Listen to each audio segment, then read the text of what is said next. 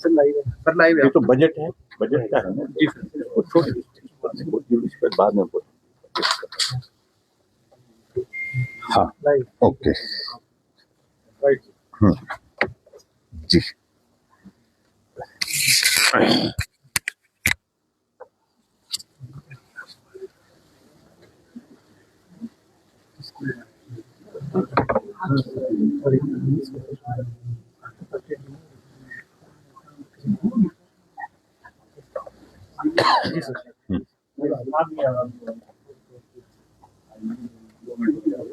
Live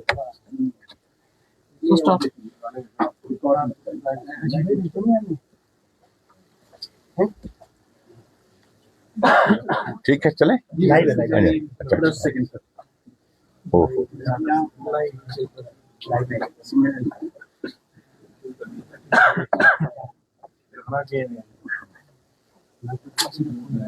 Gayatri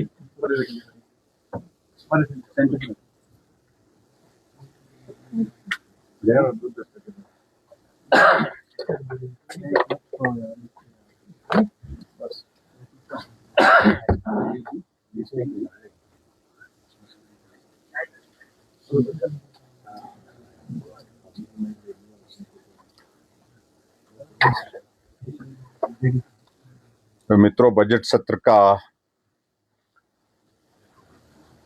दूसरा दौर कल से यानी कि 18 तारीख से शुरू हो रहा है और ये हम पहली बार देख रहे हैं कि बजट सत्र में महामहिम राज्यपाल के अभिभाषण पर जो चर्चा उनके अभिभाषण प्रस्तुत होने के बाद तुरंत शुरू होनी थी, उसको शुरू ना करके उसको लंबित किया गया और हिमाचल प्रदेश में जो रेवेन्यू डेफिसिट ग्रांट पर चर्चा पहले करने के लिए सरकार ने प्रस्ताव रखा और जिस पर हमने चर्चा की और अपना पक्ष रखा है। बजट प्रदेश सरकार का क्या होगा, इन सारी चीजों को लेकर के अभी कहना उचित नहीं है, लेकिन मैं कुल मिलाकर के इतना मैं जरूर कहना चाहूंगा कि हिमाचल प्रदेश में जो वर्तमान सरकार आज की परिस्थिति में बहुत असमंजस की दौर में से गुजर रही है। क्या करें क्या ना करें, इन सारी चीजों को लेकर के स्पष्टता नहीं हो पा रही है। कारण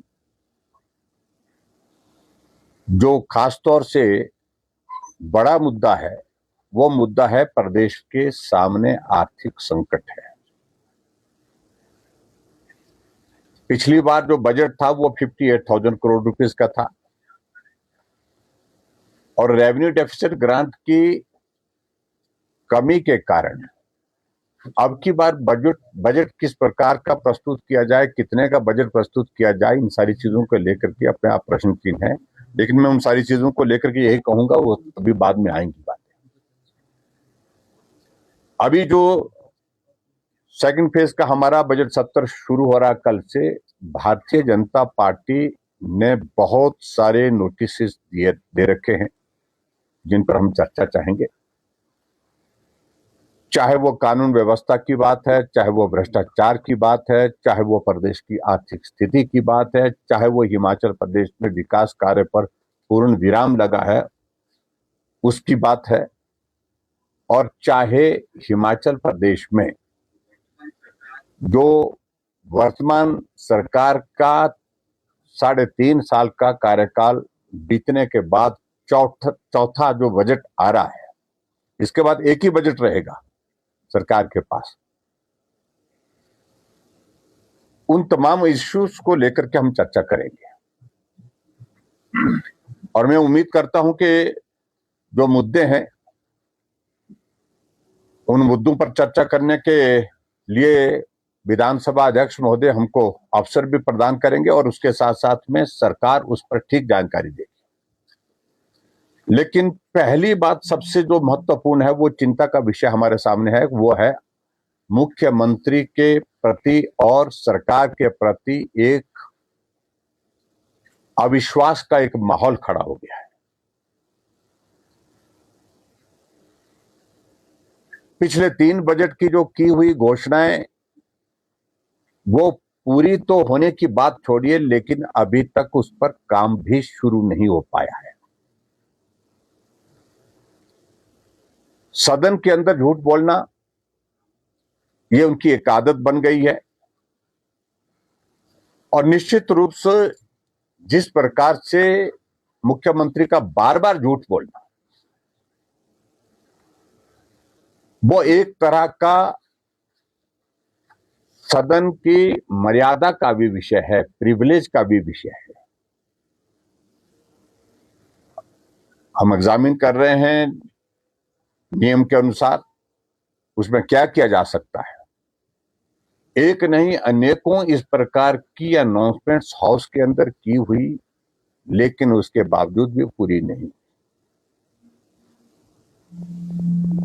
इसलिए मैं कुल मिलाकर के सिर्फ इतना ही कहना चाहता हूं कि अब की बार ये बजट सत्र बहुत कठिनाई के दौर में से सत्ता पक्ष के लिए रहेगा, क्योंकि हर बात का जवाब जो पूछा जाएगा जवाब देने की परिस्थिति नहीं बन पा रही है। और ये आप मान करके चलिए जवाब उनके पास है भी नहीं। अवैध कट्टान हिमाचल प्रदेश में बहुत बड़ा मुद्दा आज की तारीख में बना पड़ा हुआ है। चाहे वो मंडी जिला के अंतर्गत धर्मपुर का विषय है, चाहे वो मंडी जिला के अलावा सिरमौर जिला का विषय है, और इसके अतिरिक्त और भी बहुत जगह इस प्रकार की घटनाएं हुई है अवैध कटान। 118 पर खुलेआम बहुत बड़ा गिरोह जो है वो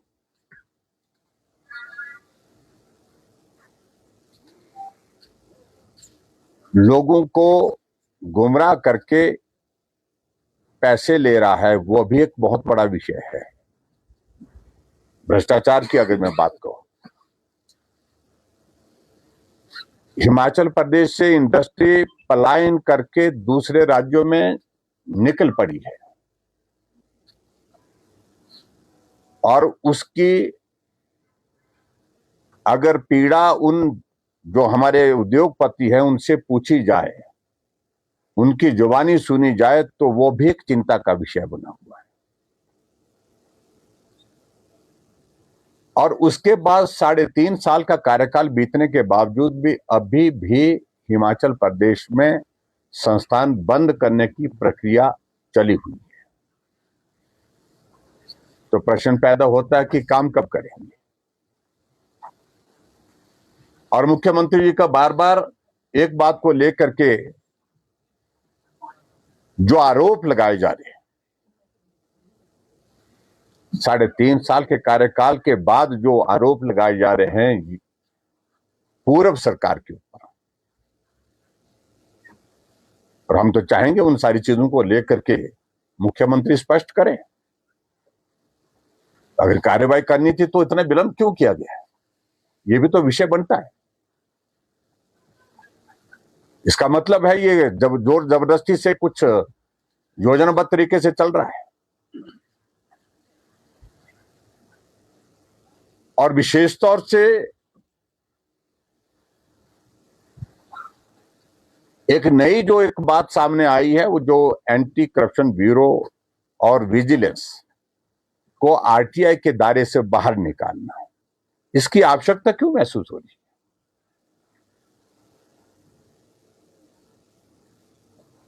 क्या छुपाना चाह रहे हैं? इस बात को लेकर के स्पष्ट होने की आवश्यकता है।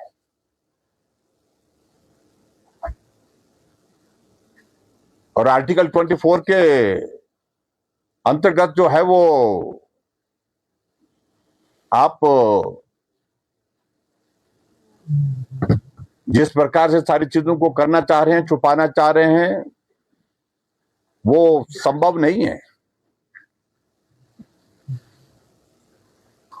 ठीक है, उसके प्रोविजन में आप जोड़ना चाह रहे हैं, वो सारी चीज को बाहर करना चाह रहे हैं, वो एक बात हो सकती है, लेकिन उसके बावजूद जहां मानवाधिकार का हनन होगा तो उसमें तो आरटीआई है ही है, उसमें तो आपको कोई छूट नहीं मिल सकती है।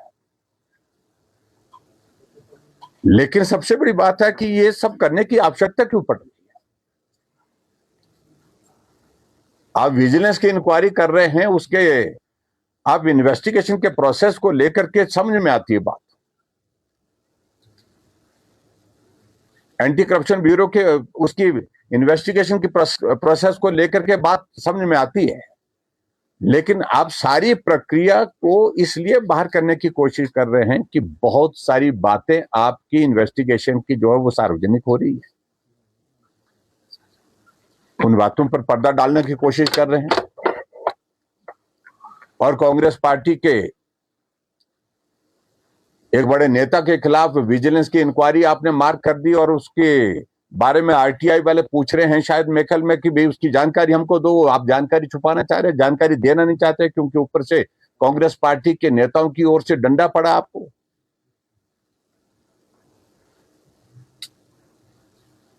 इसलिए काम करने के तौर तरीके पर बहुत गंभीर प्रश्न खड़े हुए हैं।